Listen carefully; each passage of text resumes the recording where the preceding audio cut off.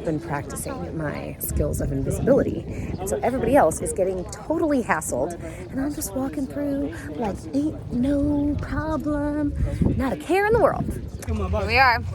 Can I join you, please? Yes, of course, Mustafa. Yeah, he's gonna join us. This is our amazing tour guide. All the priestesses up in here today. Yeah. We are taking a carriage ride to, where are we going? We're going to the Temple of Horus. Yeah, Temple of Horus today, blessed. So this is where we are, alongside the Nile. Here's our little horse and carriages, yep.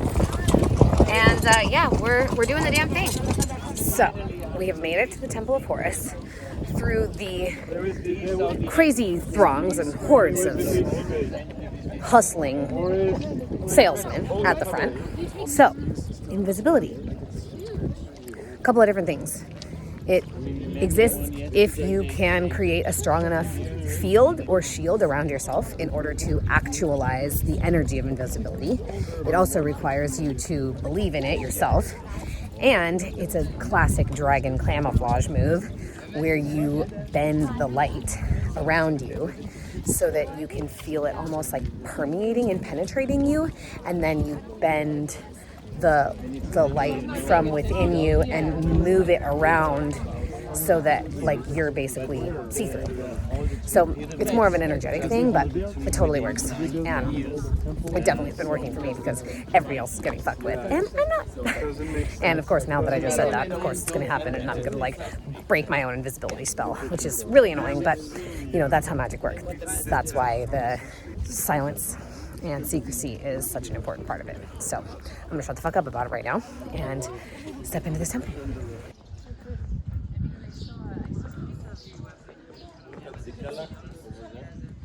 Oh yeah, wow. This is the first one we've seen with any color in it.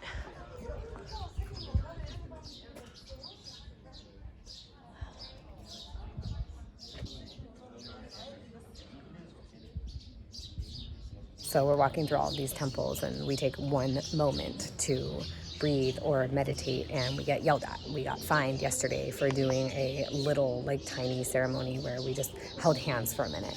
It's crazy. These are temples, but the Muslim like Islamic state has taken over, and you cannot worship this.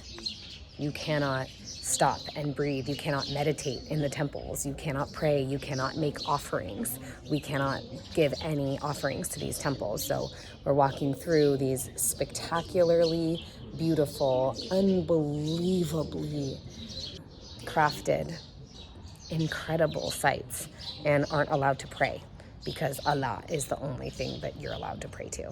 And it's blowing my mind. It's so crazy. It's like some of the most beautiful anything I've ever seen.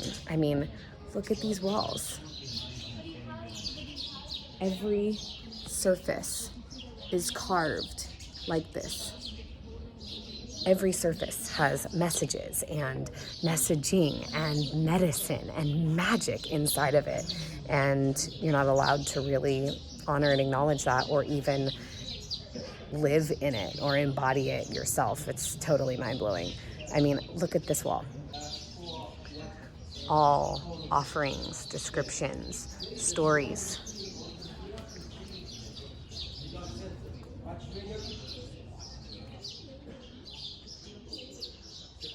This is the highest temple. These are the highest temple walls.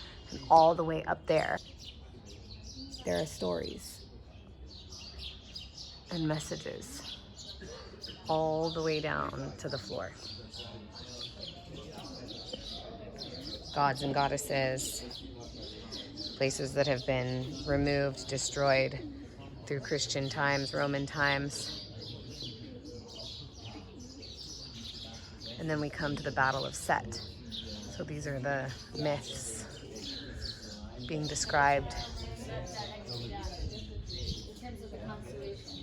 So naturally, I've been being totally naughty, and I'm bleeding, so I'm putting moon blood all over this temple, literally everywhere.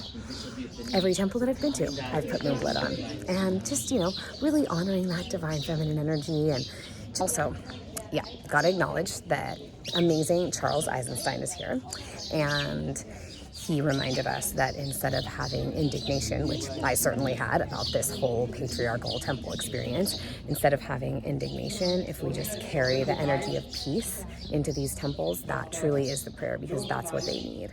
So, trying to do that.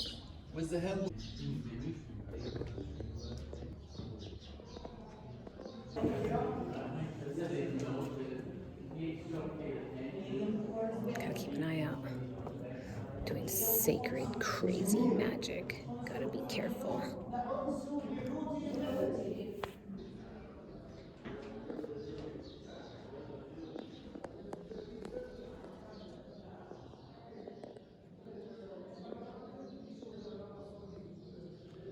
So all the scenes talking about the purifying what they have to do. And we can notice how the ceiling is I'm gonna coming purify little this whole bit down. place with my pussy. In a comparison, the first